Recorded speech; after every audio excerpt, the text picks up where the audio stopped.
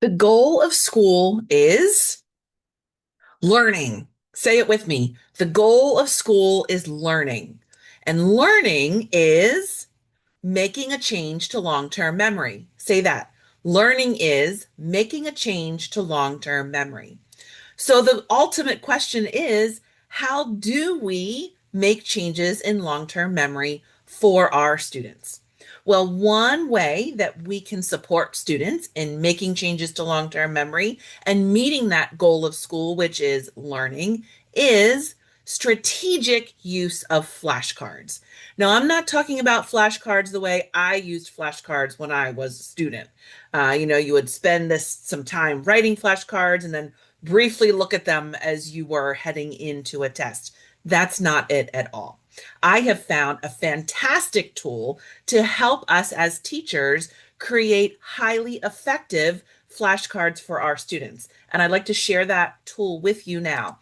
The tool is called Edcafe AI, and it is a great way to get AI to support you in making some flashcards. So let's get out of this deck and let's actually take a look at Edcafe AI. So here I am, I'm logged into my account, and I'm going to come up here and click Create New because I'm going to show you how to create some new flashcards. Well, you can see lots of things that you can create in Edcafe AI. Um, we're going to come here today to flashcards. Now, we can create our flashcards by simply choosing a topic and allowing Edcafe AI to create the flashcards for us.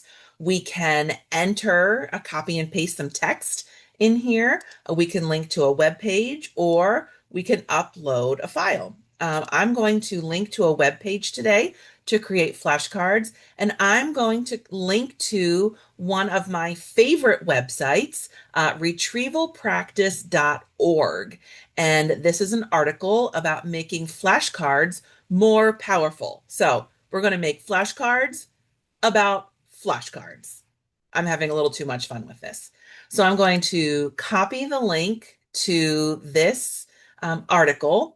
I'm going to come back here to Edcafe AI and I'm going to paste the web page in there. We can look for a template that we want. It's automatically set to term and definition. I think question and answer would be good for this one. You could also choose vocabulary, true, false, fill in the blank, or some other kind of custom option that you would like.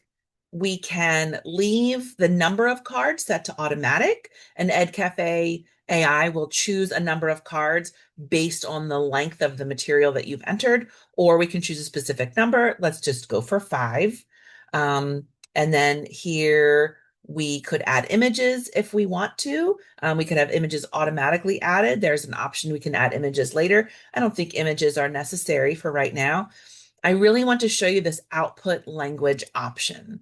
So I am an English speaker, and I am sharing this for an example with English speakers. But look at all of these other languages in here. So if I was working with multilingual learners, I could choose to generate my cards in their home languages to help the students to better understand what we are learning. Give them the option of doing this flashcard work in English or in another language. I just think the number of languages that are offered on here is spectacular. So I'm going to leave this as English and let's generate our flashcards. And you'll see it happens pretty quickly.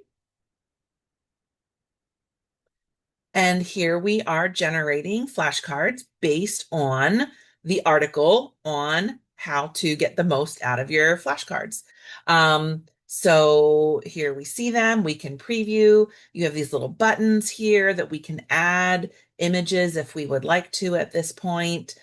We can add our own cards if there was a question we were really hoping for that didn't automatically get generated. Once you're happy with how the cards look, we're going to click Save.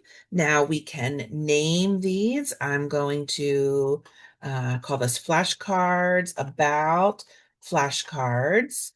One thing I really love about this library feature is that I can save all of my Edcafe AI tools and resources very conveniently within this one platform. I'm going to leave this public for the Edcafe public library, or you could make this private to you.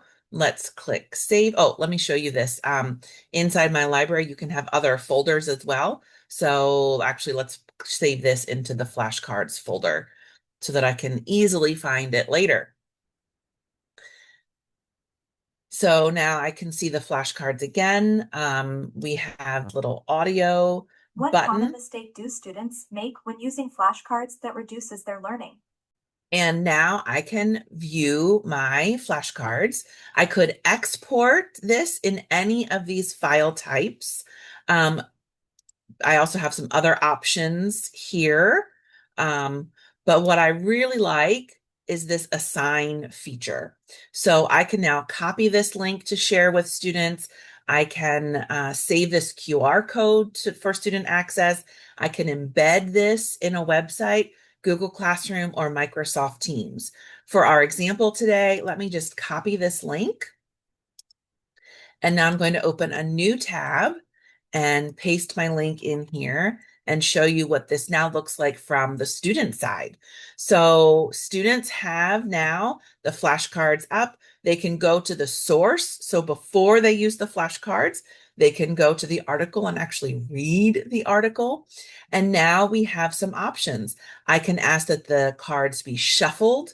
I can automatically play the audio every time a card comes up. So for students that I know are going to struggle with that decoding piece, I can have the cards automatically play.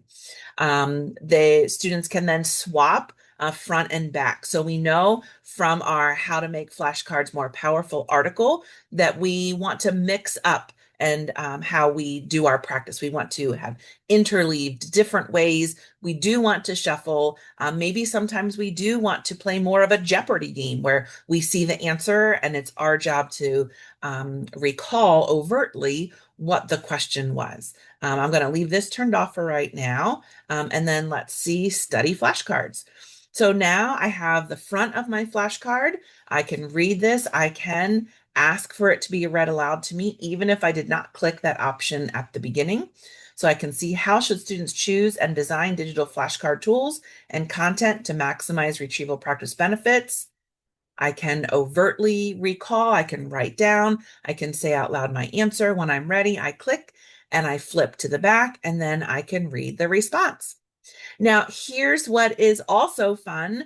I can click this still learning button, and now this card will come back again in this very same session.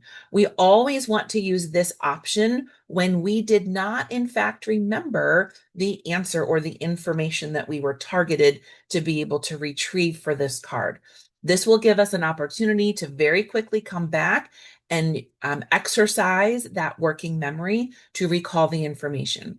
Or if we're comfortable, we retrieve the information correctly, we can click the I know button. Now we have our next card, we recall the information, we double check. This time I'm going to click still learning so you can see what happens. So now I have this one is orange down here. This will come back up again before my session is over.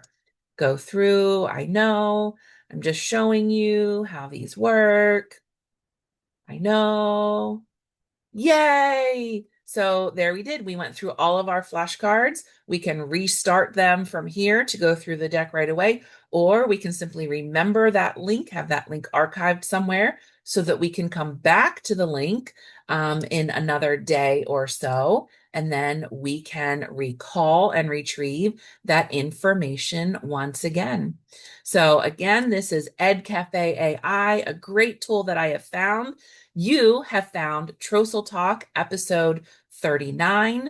I am Michelle Trostle with Teach Reading Right. You can get more information in the description or at that s'more link, s'more.com/F4RSCX. There you will find my affiliate link for a 10% discount off of a subscription to Edcafe AI. Remember, the goal of school is learning. One way that you can help students to learn is strategic use of flashcards.